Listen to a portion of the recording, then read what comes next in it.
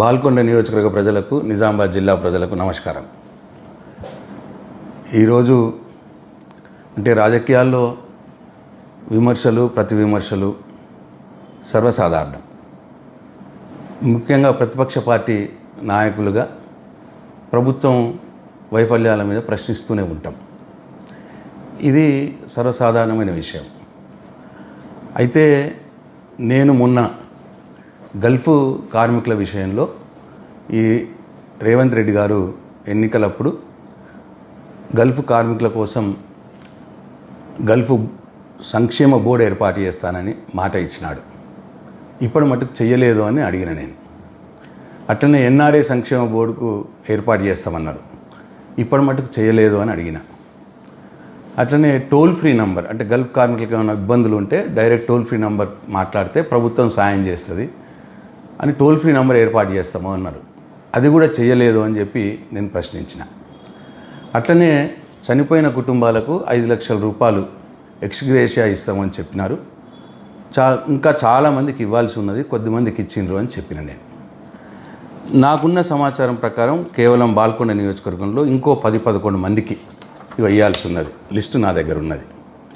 ఇది కోట ముత్తెన్న బోదపల్లి గ్రామం, అట్లనే జడాల రాజేశ్వర్ కుక్నూరు గ్రామం, బోపారం ముత్తెన్న వేంపల్లి గ్రామం, మాల గంగాధర్ తుర్తి గ్రామం, ఎగ్లోం గంగాధర్ గౌడ్ ముచ్కూరు గ్రామం, అట్లనే గూపెల్లి రమేష్ నర్సాపూర్ గ్రామం, కవ్వ శంకర్ బాల్కొండ గ్రామం, అట్లనే అరవింద్ గౌడ్ ఉప్లూరు గ్రామం, మలేషియాలో చనిపోయాడు. అట్లనే పచ్చనల్పు గ్రామానికి సంబంధించి గోజ కిషన్, షాబేర్ అలీ. వీళ్ళకి ఇంకా రావాల్సి ఉన్నది. వీళ్ళకి రావాల్సిన వాళ్ళకు కూడా ఇంకా రాలేదు, వాళ్ళకు కూడా ఇప్పియండి అని చెప్పి నేను అడిగిన. దీంట్లో తప్పేమున్నది? ప్రతిపక్ష నాయకుడిగా, ప్రతిపక్ష పార్టీ ఎమ్మెల్యేగా నా బాధ్యత ఇది. ప్రభుత్వాన్ని ప్రజలకిచ్చిన మాట నెరవేర్చమని అడిగే బాధ్యత నా మీద ఉంటుంది. రేవంత్ రెడ్డి గారు అనేక హామీలు ఇచ్చినారు, హామీలు అమలు చేయట్లేదు, ప్రజల్ని మోసం చేస్తూ ఉన్నాడు అని చెప్పిన. దానికి మానాల మోహన్ రెడ్డి గారు నా ఇంటి మీదకి ముట్టడికి వస్తా అని చెప్పి మొన్న సవాల్ విసిరినారు. నా ఊరికి వస్తా, వేల్పూర్కి వస్తా, నీ ఇంటి మీదకి వస్తా అని చెప్పి సవాల్ విసిరినారు. ఇవాళ కొందరు కాంగ్రెస్ కార్యకర్తలు వచ్చి నా ఇంటి మీదకి కూడా వచ్చినారు, నా ఇంటి మీద దాడి చేసినారు. అయిపోయింది. ఇప్పుడు మానాల మోహన్ రెడ్డి గారి కడుపు చల్లబడ్డదా? ఇప్పుడు నా ఇంటి మీదకి దాడి చేస్తే ప్రజలకు వచ్చిన లాభం ఏంది? ప్రజలకు ఒరిగింది ఏంది? ఇట్లా మేము 10 సంవత్సరాల మేము ప్రభుత్వంలో ఉన్నప్పుడు మా కేసీఆర్ని కానీ మమ్మల్ని కానీ అనరాని మాటలు అన్నారు. ఇదే మానాల మోహన్ రెడ్డి గారు అన్నారు. కాంగ్రెస్ పార్టీ ఇన్ఛార్జ్ బాల్కొండ ఆయన నన్ను వ్యక్తిగతంగా చాలా మాటలు మాట్లాడినాడు. కానీ ఏనాడైనా వాళ్ళ ఇంటి మీదకి మేము పోయినామా? మేము అధికారంలో ఉన్నప్పుడు పోయినామా? ఇది సభ్యతనా? ఇది రాజకీయాల్లో మంచిదా? దయచేసి ఒకసారి బాల్కొండ ప్రజలు గమనించాలని చెప్పి నేను కోరుతా ఉన్నాను. మానాల మోహన్ రెడ్డి గారికి కూడా ఒక సూచన. నా ఇంటి మీదకి దాడి చేస్తున్నావు, లేకపోతే నేను రాజకీయ సన్యాసం తీసుకుంటున్నావు, లేదు మా వాళ్ళు నీ ఇంటి మీదకి దాడి చేస్తున్నావు, నువ్వు రాజకీయ సన్యాసం తీసుకోవాలని అడుగుతున్నావు, దాంతో ప్రజలకు వచ్చే లాభం ఏం లేదు. అది వట్టి టైంపాస్ కార్యక్రమాలు ఇవన్నీ. ఇది అవసరం లేదు. ప్రజలకి ఇవాళ కావాల్సింది ఏంది? పార్టీలు ఎన్నికలప్పుడు వారు ఇచ్చిన హామీలు నెరవేర్చాలి.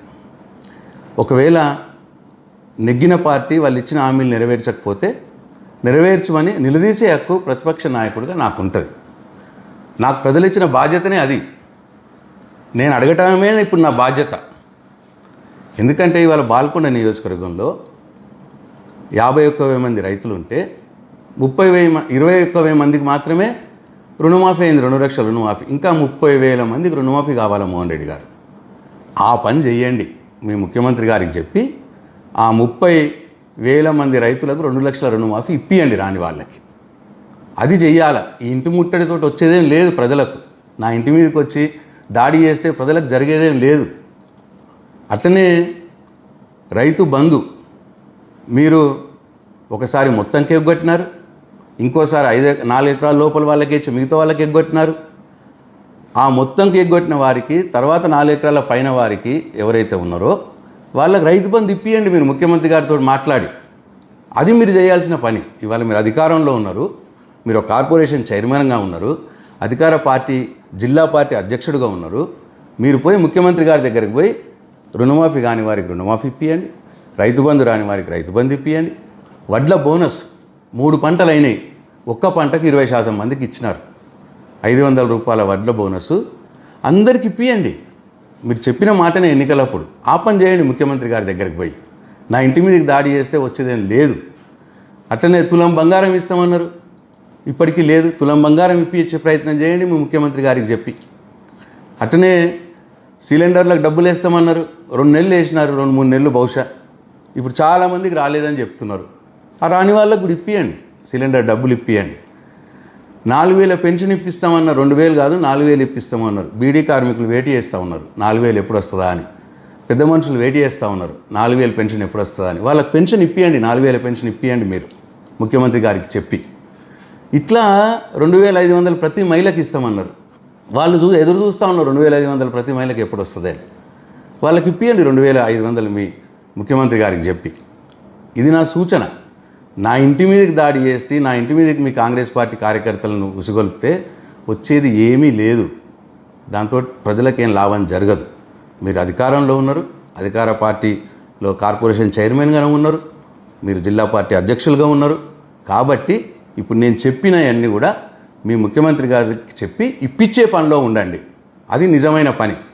నా మీదకి దాడి చేసుకోవడం నిజమైన పని కాదు. అది నా బాధ్యత. డెఫినెట్ అడుగుతా. మీరు ఎన్నిసార్లు నా ఇంటి ముట్టడించినా, నా మీద ఎన్నిసార్లు దాడి చేసినా, మీరు ప్రజలకు ఇచ్చిన హామీల్ని నేను నిలదీస్తూనే ఉంటా. ఇవ్వాలి అని చెప్పి నేను ముఖ్యమంత్రి గారిని విమర్శిస్తూనే ఉంటా. ఇది నా బాధ్యత. ఇవాళ ప్రతిపక్ష నాయకుడిగా నా బాధ్యత నేను నిర్వర్తిస్తూనే ఉంటా. మీ దాడులకు నేను భయపడిపోయి నా బాధ్యతల నుంచి నేను తప్పుకోను. కాబట్టి మీ బాధ్యతలు మీరు నిర్వర్తించే పని చేయాలని చెప్పి మానాల మోహన్ రెడ్డి గారికి సూచన చేస్తూ ఉన్నా. అట్లనే ఎవరో ఎన్ఆర్ఐ గల్ఫ్ ఫోరం సంబంధించిన వ్యక్తట దేవేందర్ రెడ్డి గారు ఆయన పేరు. ఆయన డైరెక్ట్ నా ఇంట్లోకే వచ్చినాడు. ఫస్ట్ ఫ్లోర్కి ఎక్కినాడు. ఎక్కి అక్కడ మా తమ్ముడు ఉంటే మా తమ్ముడిని కొట్టబోయినాడు. అక్కడ గొడవ చేసినాడు. అవసరమా అది? నేను అడిగింది కూడా గల్ఫ్ కార్మికుల కోసమే కదా నేను అడిగింది. దేవేందర్ రెడ్డి గారు, నేను అడిగింది మీరు సంక్షేమ బోర్డు ఏర్పాటు చేపియండి అని అడిగాను. మోహన్ రెడ్డి గారిని, ముఖ్యమంత్రి గారిని అడిగాను. టోల్ ఫ్రీ నంబర్ పెట్టండి అని అడిగాను. ఇగో ఇంకా రానివారు ఉన్నారు, ఈ రానివారికి కూడా 5 లక్షల ఎక్స్గ్రేషియా ఇప్పియండి అని చెప్పి అడిగాను. దానికి మీరు గల్ఫ్ సంక్షేమ బోర్డు సభ్యుడిగా నన్ను అభినందించాల్సింది పోయి నా ఇంటి మీదకే మీరు దాడికి వస్తే ఇది ఏమాత్రం న్యాయము, ఏమాత్రం సబబు? కాబట్టి నా బాల్కొండ నియోజకవర్గ ప్రజలు, నిజామాబాద్ జిల్లా ప్రజలు ఆలోచించాలని చెప్పి నేను కోరుతా ఉన్నా. జై తెలంగాణ, జై కేసీఆర్.